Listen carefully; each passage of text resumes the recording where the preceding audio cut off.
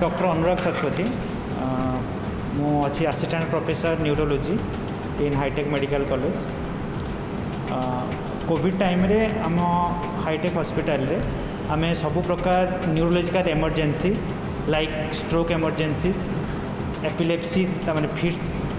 जेकोसी प्रकार फिट्स रोगी आसछन्ति movement disorder किंबा विभिन्न ऑटो इम्यून एनकेफेलाइटिस विभिन्न प्रकार रोगी को आम चिकित्सा करूँ। सेमती आम न्यूरो सर्जरी विभाग में हेड ट्रमा विभिन्न कैंसर पेशेंट को भी से एक्टिवली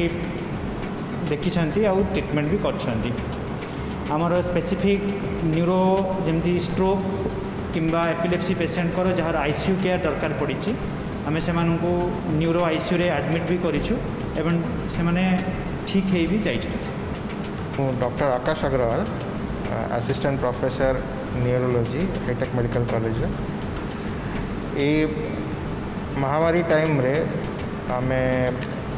दी प्रकार पेशेंट्स एक्चुअली डील करूँ। कोविड पेशेंट्स जो मैंने होती कोविड पेशेंट्स जो मनकर कोविड रिलेटेड कॉम्प्लिकेशंस है स्ट्रोक है स्पेशली एनकेफेलोपैथी है किंबा कोविड है कि जो non COVID complication neurological disease रोचे जमती फिट्स है किंबा अन्य को न्यूरोलॉजिकल प्रॉब्लम है सेटा मध्य आम एक्टिवली ये ट्रीट करूँ। कोविड टाइम रे पेशेंट माने सब जाक सक्सेसफुली ट्रीटमेंट है कि डिस्चार्ज भी होती। एबे रिसेंटली भी आम दुटा स्ट्रोक पेशेंट गोटे वेनस स्ट्रोक गोटे आर्टेरियल स्ट्रोक पेशेंट एडमिट होते से मैंने सक्सेसफुली जो मैंने कोविड पॉजिटिव थे सक्सेसफुली ट्रीटमेंट होती डिस्चार्ज होते। तो कोरोना टाइम रे मध्य आमर neurology department 24 hours a day successfully run करुच्ची। कौन सी प्रकार इमरजेंसी हो स्ट्रोक हो एपिलेप्सी हो कोरोना रिलेटेड कि कोरोना नॉन रिलेटेड सब जाक जिते सब डिजीजेस अच्छी सब जाकर ट्रीटमेंट सक्सेसफुली होची। ओपीडी डेली खोलुची संडेज छाड़ी के कैजुअलिटी सदाबले ओपन रोची आउ पेशेंट्स मानकू इतरे घाबरेवार कि किसी भी जिनस ना कहीं कोविड रो complications they are pretty much treatable और सेटा सक्सेसफुली ये ट्रीट होची। कोरोना को देखापी भी आमर गोटे अन्य टीम अच्छी जो कि डेडिकेटेडली कोरोना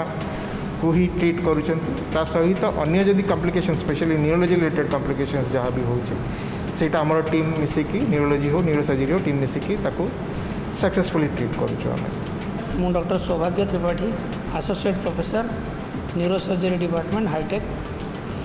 कोविड समय रे गत प्रथम वेव आ वर्षर द्वितीय वेव समय आम 3 प्रकार कोविड रोगी को देखीचु जो मानकर न्यूरोलॉजिकल प्रॉब्लम्स एडिशनल प्रॉब्लम बा सर्जिकल प्रॉब्लम्स रही जमती कि जड़े स्ट्रोक रोगी जार कि कोविड पॉजिटिव बाहरी पड़ा किंबा द्वितीय जड़े कोविड रोगी जी कि डिस्चार्ज होवार किछि दिन आगु अच्छे थे स्कान कला देखला बेलू गोटे स्ट्रोक बा गोटे पक्षाघात रोग जना पड़ा। तृतीय हूँ जो मैंने भल हो घर को डिस्चार्ज हो गले कि तार मसे कि 1.5 मास पर जोटा पोस्ट कोविड कहूँ से स्ट्रोक होगी एडमिट है। तो ये 3 प्रकार स्ट्रोक आ मुंड आघात एक्सीडेंट केसेस ब्रेन ट्यूमर जमती आम न्यूरोलॉजी कलिग्स मैंने डॉक्टर आकाश और डॉक्टर अनुराग कहले auto immune encephalitis viral encephalitis arterial stroke venous stroke ये सबू जिनसर ट्रीटमेंट ये 3टी स्टेज रे जी पुराना स्ट्रोक रोगी जी पॉजिटिव है नुआकरी जार स्ट्रोक बाहला बा पोस्ट कोविड समय जार न्यूरोलॉजिकल प्रॉब्लम बाहरी ये 3 जाक आम डिपार्टमेंट आम 4 जन एवं आमर डॉक्टर तेजस जी कि स्ट्रोक स्पेशलिस्ट न्यूरो इंटरवेंशन आम 4 जन मिसी या ट्रीटमेंट करूँ। हाईटेक आम बाकी मेडिकल कॉलेज ओडिशा रे isolation ICU positive ICU negative ICU यहपरी 3 प्रकार बंदोबस्त करिसेंती। आम हाईटेक भुवनेश्वर रे फास्ट टाइम करी गोटे कोविड ओटी गोटे अलग करूँ जोटा नेगेटिव पेशेंट ओटी अलग अच्छी कोविड ओटी रे आमर कोविड जो मैंने पॉजिटिव हो सारी किंतु ऑपरेशन दरकार शंट हो स्पाइन हो स्ट्रोक हो मेनली स्ट्रोक बा ट्रमा बा एक्सीडेंट केस गुड़ाक अलग dedicated neuro surgery OT staff neuro surgery instruments अलग करी ग्राउंड फ्लोर रे गोटे dedicated Covid OT neuro surgery कराई या फल आम लास्ट दुटा वेव भितर गत वर्ष दुटा आई वर्ष 7टा एमती मोट उपर आम 9टी ऑपरेशन कोविड पॉजिटिव पेशेंट आम करूँ जहाँकि जहाँ भर आम 8 जन केस आम से भल हो डिस्चार्ज हो पार्टी। अनफॉर्चुनेटली गोटे पेशेंटर रिकवरी आमर एक्सपेक्टेशन हिसाब से होना तेणु आमर 90% success rate Covid positive case रे यहाँ बोध हुए ओडिशार सबुठारु लार्जेस्ट सर्जिकल सीरीज हम या सहित स्ट्रोक उपरे कोविड ट्रीटमेंट बाबद आउ किसी एक्सट्रा कहने डॉक्टर तेजस को भी हमें सुनवा। नमस्कार, मेरा नाम है डॉक्टर तेजस राव। मैं असिस्टेंट प्रोफेसर न्यूरो सर्जरी और neurovascular intervention Hitech medical college में। जैसे डॉक्टर सौभाग्य बताए थे, कोरोना पेशेंट्स भी हमने ऑपरेट किया है और जैसे मैंने पहले बताया था नॉन कोविड पेशेंट्स जिनको ऑपरेशन चाहिए था तो इमरजेंसी सर्जरीज करना था वो भी किए हैं। तो टोटल 65 पेशेंट्स ऑपरेट किए हैं। जैसे जिसको सीवियर कमर का दर्द है और जिसको ब्रेन ट्यूमर है, जिसको हाथ पैर नहीं चल रहा है, पैरालिसिस है ट्यूमर के वजह से, ऐसे पेशेंट्स अभी ऑपरेट किए हैं। तो कोविड पेशेंट्स ऑपरेट किए हैं, non Covid patients around 65 patients operate किए हैं।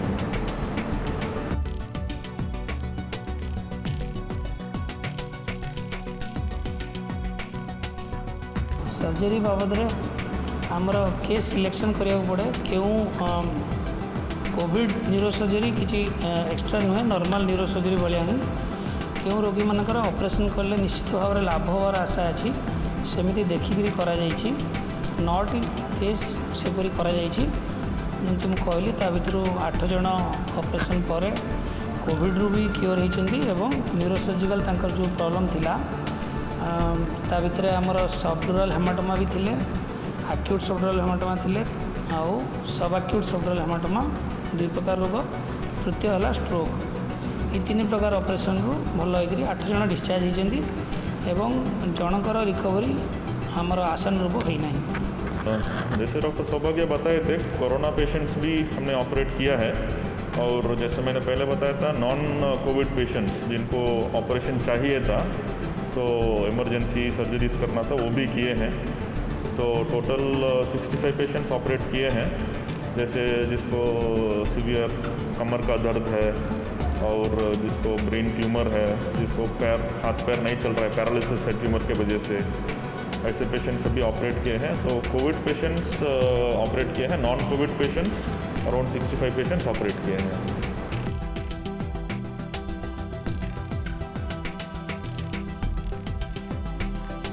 कैंसर के लिए हम हर पेशेंट को ऑपरेशन करना ये ज़रूरत नहीं है, ठीक है। जो भी ट्यूमर है डेफिनेटली ट्रीटमेंट चाहिए उसको। कुछ लोगों को न्यूरोलॉजिस्ट के पास जाते हैं, वो कंजर्वेटिव मैनेजमेंट करते हैं, फिक्स ट्रीटमेंट करते हैं और फॉलोअप करते हैं, ट्यूमर साइज बढ़ रहा है कि नहीं, वैसे फॉलोअप करते हैं। और बाकी अगर ट्रीटमेंट करना है, इंटरवेंशन करना है तो ट्रीटमेंट्स होगा ऑपरेशन अभी एडवांस हो गया है। मिनिमली इन्वेसिव सर्जरी बोलते हैं, मतलब छोटा होल करके भी ट्यूमर निकाल सकते हैं, ब्रेन का, स्पाइन का। ये एडवांसमेंट है न्यूरोसाइंस में। उसके अलावा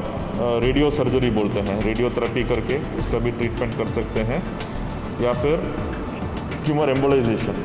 तो कुछ ट्यूमर्स रहते हैं जिसको हम कीमोथेरेप्यूटिक एजेंट्स भी ट्यूमर के अंदर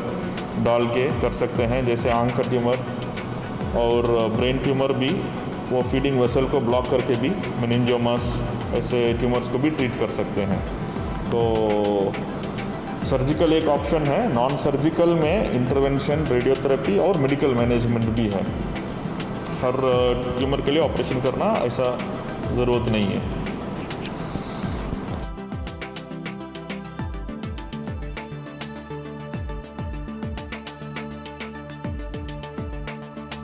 देखो तो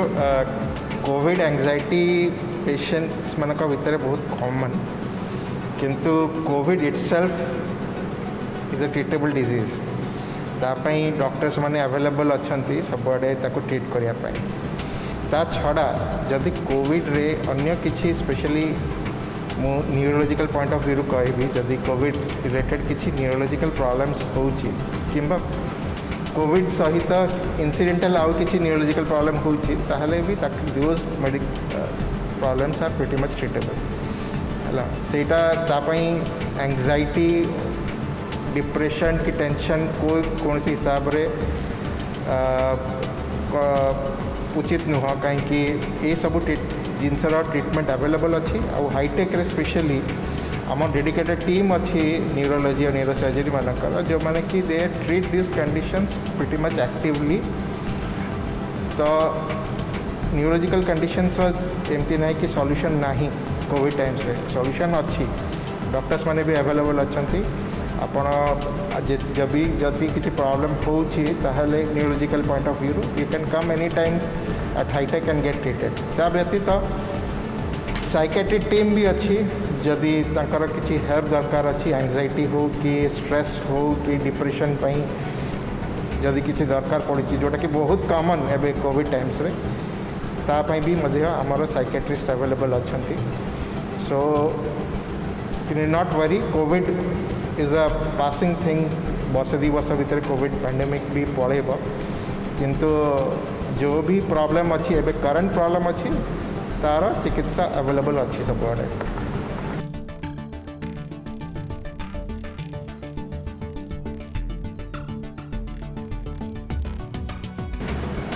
थर्ड वेव एबेठू प्रेडिक्ट करवा कष्ट एबे वैक्सीनेशन जो रेट रे चली that is a welcoming step from our government third wave पर चिंता न करी आमे किपरि सेकेंड वेव रे समस्ते वैक्सीनेट होबा और थर्ड वेव रे जेहेतु आम पेडियाट्रिक एज ग्रुप शिशु मैंने एपर्यंत वैक्सीनेट होना से डेफिनेटली तार गोटे रिस्क अच्छी आमको we have to prepare for that आमको निश्चित भाव प्रिपेयर ही रहा पड़ो थर्ड वेव पाई किंतु तापाई कौन पैनिक हवा आवश्यकता नहीं कारण तार कौन सत्यता नहीं जे थर्ड वेव आसो किंतु या डेफिनेट सेकेंड वेव रे जमती आम वैक्सीनेट चलती से रेट रे आउ एटा को त्वरान्वित करवा उचित और आमको थर्ड वेव जदि भी किसी हुए ताले आमको स्पेसिफिक पेडियाट्रिक पीपल ये छोट पिलांपाई आमको निजको प्रिपेयर ही रहिबार अच्छी किंतु पैनिक हबार कौन कारण ना